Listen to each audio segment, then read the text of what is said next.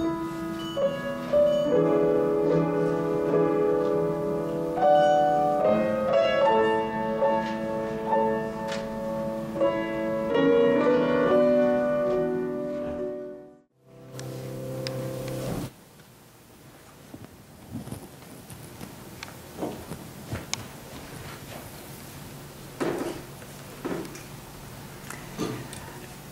have one reading this morning to share prior to the sermon, and it's from Elizabeth Lesser.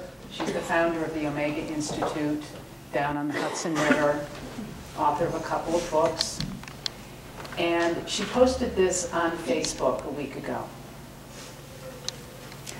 I have been struggling during this election season with conflicting inner urges. I have strong political beliefs, says Elizabeth Lesser, and am compelled to work for issues of social and environmental justice. But I also know enough about history to be wary of otherizing those with different beliefs. The tragedy of violence and war starts when groups of people harden around their belief systems and turn each other into the enemy. I was happy that America chose to return Obama to the White House for another 4 years of leadership. But I take no joy in the distress being felt by the other side.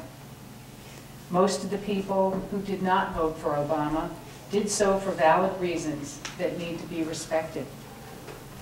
It is important now for everyone to try to reach out to each other with authentic respect, to listen to each other, to know in our hearts that we need each other. Democrats need Republicans, conservatives need progressives. We actually need each other to find the holy middle way. A democracy thrives on the diversity of ideas. Our beliefs are part of the same cloth. As the poet Rumi says, out beyond ideas of wrongdoing and right doing, there is a field. I will meet you there. This ends the reading.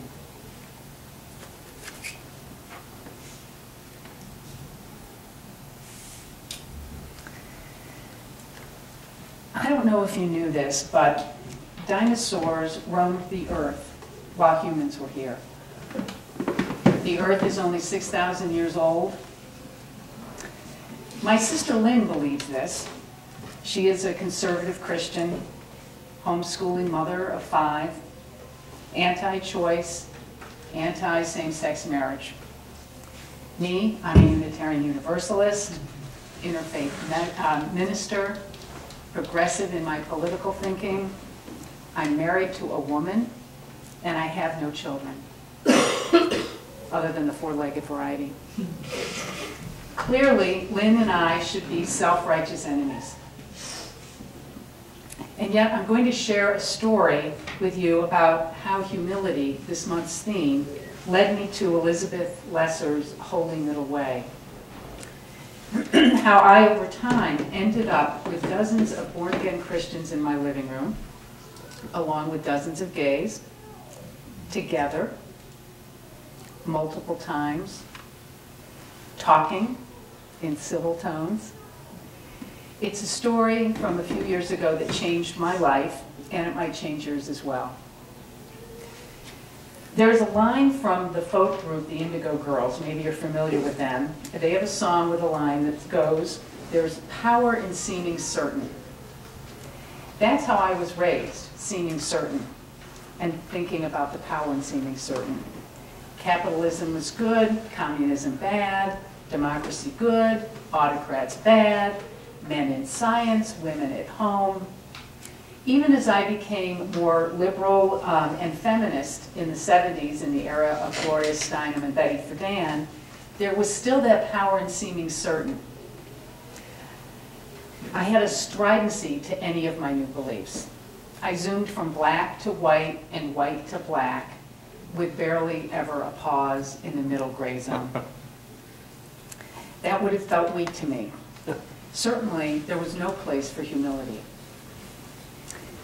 This was even reinforced by our beloved Unitarian theologian Ralph Waldo Emerson when he wrote, quote, "There are always difficulties arising that tempt you to believe your critics are right.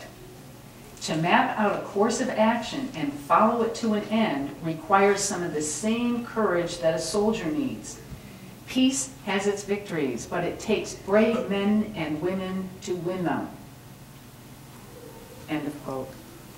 Yep, even Ralph Waldo Emerson thought there was power in seeming certain.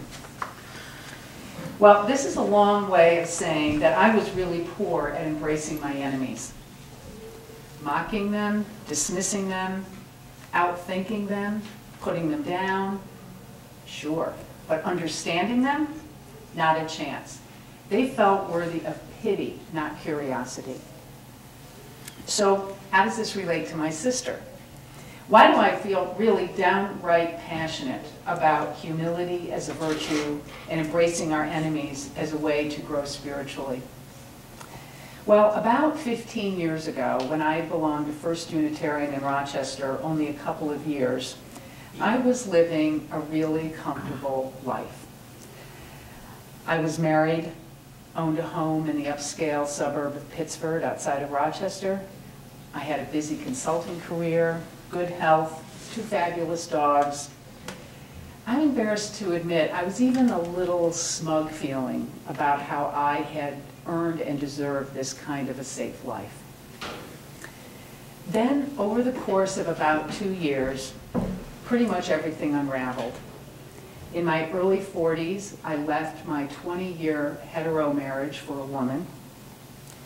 6 months later, her ex-husband, after stalking us, committed suicide. 24 months after that, my new love left me. My favorite dog died. It was shortly after 9/11, and my consulting work evaporated.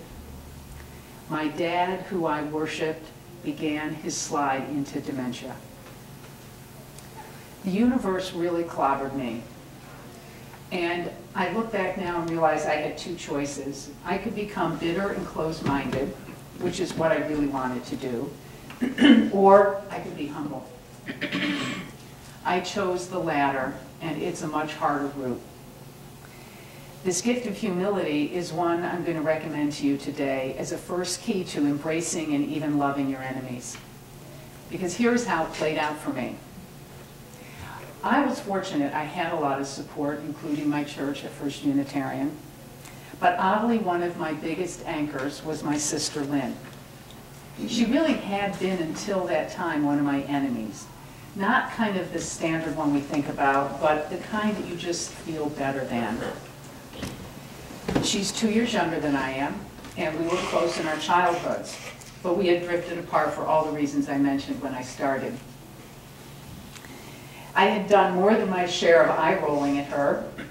She stay-at-home, kind of world is flat, simplistic seeming life. Here, while I was a liberal, career-minded, now lesbian, Unitarian Universalist. But I was also humbled by life, and I needed help. Unbeknownst to me, I began tapping into some 2,500-year-old wisdom from Lao Tzu when he wrote in the Tao Te Ching, quote, "All streams flow to the sea because it is lower than they are. Humility gives it its power." End of quote. So right after life totally knocked me down, my sister Lynn found a small, reasonably priced house a few doors down from hers in Brighton. It was perfect for me. I got a new puppy because she and her children agreed to help me raise him. They mowed my lawn. They helped me hang pictures. They had me over for dinner. They invited me to open presents with them on Christmas morning. That's what Christmas morning sounded like. With 5 kids. Trust me, I was no longer rolling my eyes at my sister. A new ritual developed between Lynn and me. We began to walk my dog several late afternoons a week. From my place of new humility, I found myself actually curious about how she and I could have turned out so differently given we were only 2 years apart. My choice again was between bitterness and closed-mindedness, or alternatively, humility, and my second recommendation to you, curiosity. Says psychologist Robert Johnson, quoted in a Greg Lavoie book called Callings. He says, quote, "The ground between conflicting forces is a holy place. The struggle to hold a paradox is ultimately a religious experience, in the sense that religiere means to rejoin, to bind together opposites, to restore them to each other." End of quote. The ground between conflicting forces is a holy place. This was what we were creating on each dog walk. Or as Elizabeth Lesser said, it was the holy middle way. I started asking Lynn without cynicism about her beliefs. We talked about the rapture, her beliefs about evolution, the role of men versus women, what Scripture says about gays, eternal salvation and damnation, from birth control to gun control. We talked about it all. She was surprisingly well-versed in the Bible. So in my curiosity, this power of seeming certain began to crumble. Lynn's was crumbling too. She asked me questions. How could a person be married for 20 years to a guy and leave him for a woman? Why didn't I now go back to men? She began to struggle with a God who wanted me to live alone. And by the way, how could I belong to a church, and how could any church function without one right book that had the answers? Two sisters walking in the snow, the rain, the cold, reconnecting and learning, building the holy middle way. In my curiosity, I also noticed Lynn and her family really lived their values, especially generosity and kindness. Oh dear, the day to keep Lynn my enemy, was getting shakier and shakier. For instance, I remember one late fall day, not beautiful and like today, but when I had some low back issues and I had hired my niece's new boyfriend to come and rake my leaves. He didn't show up. It was one of those rainy, 40-degree late fall days, threatening with the season's first snow. I came home from work to find my sister Lynn and her niece out finishing raking my backyard. When I called them in and offered to at least pay my niece, they both declined and said, no, this was an act of service for me. And they meant it. I could feel this was a holy place. I recall when my spouse, Maggie, and her dog was diagnosed with inoperable cancer. I was out of town for work. I emailed my sister Lynn the news. She immediately went out, bought a plant, drove over to her house. She and Maggie sat on my front stoop and cried. I have literally 100 examples like these. I can name you one or two every week that happens because we live 7 doors down from one another. And I practice my humility and curiosity. But while I didn't feel at risk for adopting her theological beliefs, I did find myself slipping into this uncomfortable and unfamiliar gray zone that's brought on by humility. I had lost my power in seeming certain. My worldview was getting messy. It was also getting messy when I looked at my friends. I began noticing some of my more liberal-leaning ones were bashing people in the Tea Party. I started overhearing friends dismissing born-again Christians as idiots. I would hear Republicans lumped together. They're all callous and heartless.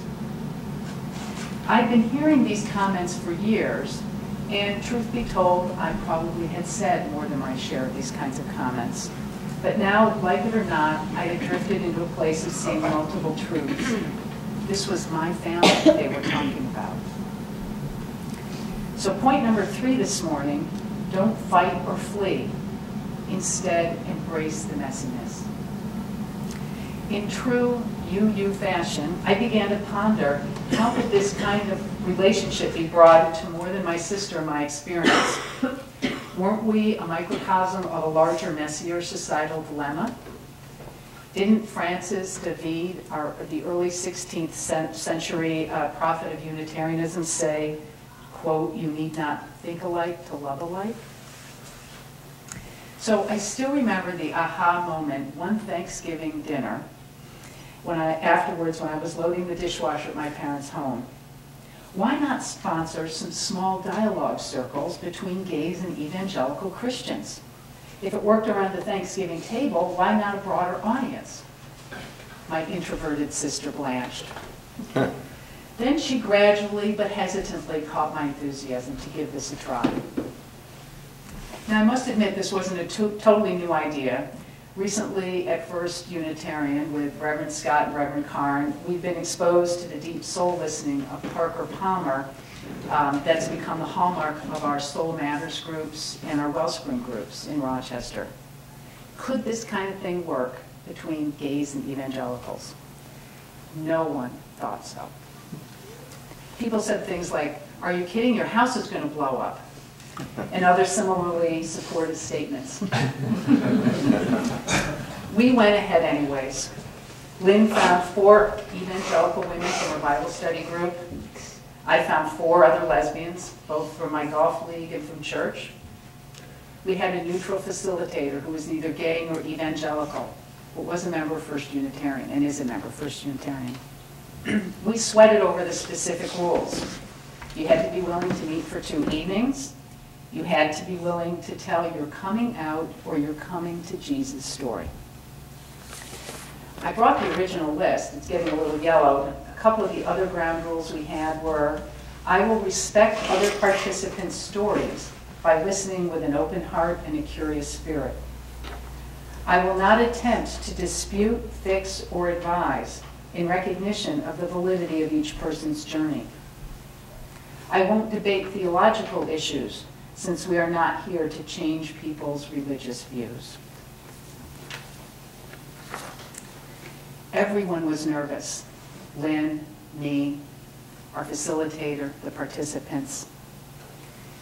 And then something pretty amazing happened that first night. For I discovered, as Jean Knudsen Hoffman says, there is no one truth. There are only stories. If each side can listen to the stories of the other, the suffering of the other, the history of the other, reconciliation is made much easier. So we alternated telling stories, poignant, painful, liberating, stories of first-generation evangelical Christians finding Jesus and being rejected by their Catholic, New Age, or agnostic parents. Lesbians coming out in their 40s and their teenage children not speaking to them, losing jobs and friends. The stories, while different, were ironically so similar. We were all surprised. The tissue box went around. The enemy became a real face, not too different from our own. This was the holy middle way. We met a second evening and spent it asking questions, wading into the messiness with the humble curiosity. What does GLBT stand for? Why do you want to be called evangelical and not fundamentalist? Why do you homeschool your children? Why do people dress so flamboyantly at gay pride parades? Why are men the head of the household? Because we developed trust, we were truly interested in one another and the responses. During those few months, Lynn and I organized 6 different groups. Men's dialogue circles, more women's dialogue circles. We had over 50 people involved in these circles, directly and countless indirectly. All had the same experience of finding common humanity within the messiness. Every evening, a holy place was created. I felt I was living out my Unitarian Universalist values. So, to be honest, did we change how people vote? I doubt it. Does my own sister believe gays should be allowed to legally marry? No. Can Lynn and I talk about everything tension-free? No. But some things did happen. A well-known lesbian friend of mine in Rochester admitted to me later that she had stopped bashing conservative Christians as all brainwashed. An evangelical Christian participant told my sister Lynn that she was able to consider attending her lesbian cousin's commitment ceremony and understood why it would be hurtful not to. Lynn herself commented after she saw news footage of spray-painted drag queens at a gay pride parade that this probably wasn't representative of everybody in the parade. And a year later, when my new partner Maggie and I had our own marriage blessing ceremony at First Unitarian following our Massachusetts civil wedding, a real test between sisters emerged. We invited 75 people, friends and family, to come and in support and celebration. Lynn's husband would not come and would not allow their youngest son to go. Her married daughter and her husband wouldn't go. Several other conservative family members would not come, and many in-laws didn't come. Some refused to even RSVP. But Lynn prayed about it. She talked to her pastor. She sat with the messiness, connected with the divine. And in a true example of the heroism to tolerate paradox, she chose to come escorted by her son because she could tell that's what Jesus wanted her to do. At the reception, she even had the DJ play the Sister Sledge song, "We Are Family," for everybody to get up and dance together. It was truly a microcosm of reconciliation. The ground of conflicting forces had become a holy place. Ironically, during the ensuing years, as my dad's health declined with his dementia, it was Lynn and I, I'm one of 7, but it was Lynn and I who collaborated on all the major decisions about my parents. For 4 years, we had round-the-clock health care for my dad at home. For 4 years, we jointly made the decisions about hiring and firing various home health aides. We helped my mom cope. We assisted her in making medical decisions. The two of us planned 90% of my dad's funeral. Can you imagine how much more stressful this would have been if we'd been shunning one another in our self-righteousness over all those years? Allies and collaborators in one area, it was bound to spill over into others. So right now you might be saying, well, these stories don't apply to me because I don't have conservative family members like you do. But I guarantee you that if you're out in the world, you have seeming enemies that you can embrace with humility, with whom you can build an alliance. You too can make a holy place on the ground between conflicting forces. Just last spring, I had such a case, and because of my experience with humility, curiosity, and embracing the messiness, I was able to be, I think, a truly religious person. I'm an avid dog walker and hiker in Corbett's Glen in Brighton. In the last few years, it's not been well maintained. Mulch has been disappeared. There were huge swaths of mud making sections of the park impassable. There were downed trees. Glass from an old bottle dump was now on the paths. When I contacted the Brighton Town Parks Department, they got pretty defensive. Doing the best we can, don't have the time, do it yourself. Then they stopped returning my phone calls even. So as a Brighton taxpayer, I wasn't happy. Clearly, this guy is the enemy, right? So I started to get upset and defensive back with him over email since he wouldn't take my phone calls. And then I paused, and I made a choice. I could practice being humble and curious. I started asking him questions. I found out the park's budget had been cut drastically over the previous couple of years to pay for increased medical premiums and to keep taxes down.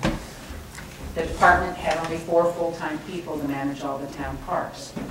They were stretched and stressed. I relaxed. Like with my sister, it dawned on me, this guy is not the enemy. I told him I'd be an ally to get him more funding. To be honest, he was shocked, and it took him a while to get what I was even saying. I said he needed citizen support to increase his funding. I organized an email writing campaign to town board members. The new town supervisor in Brighton got involved as it gained visibility.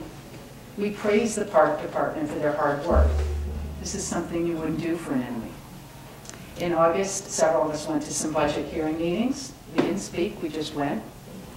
The head of the Parks Department at that meeting requested double the funding for his department. And he got it, despite the down economy.